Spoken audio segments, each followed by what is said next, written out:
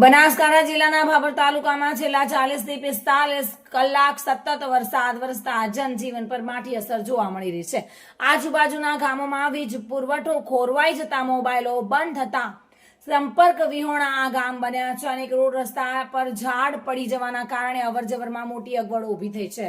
ખેતરોમાં વસવાટ કરતા ખેડૂતો પશુપાલકોના ઢોરોનો ઘાસચારો પણ તણાઈ ગયો છે। ખેડૂતોનું ચોમાસું પાક ધોવાણું થઈ ખોરાક માટે સંગ્રહ કરેલ અનાજ અને આવાસને પણ મોટું નુકસાન વેઠવાનો વારો આવ્યો છે। આવા કપરા સમયમાં સરકાર પાસે જાનમાલના મોટા નુકસાન અને પુનઃવ્યવસ્થાની માંગણીઓ કરવામાં આવી રહી છે। શું સરકાર પ્રભાવિત તાલુકાઓને કઈ રીતે સહાય આપશે તે જોવાનું રહ્યું।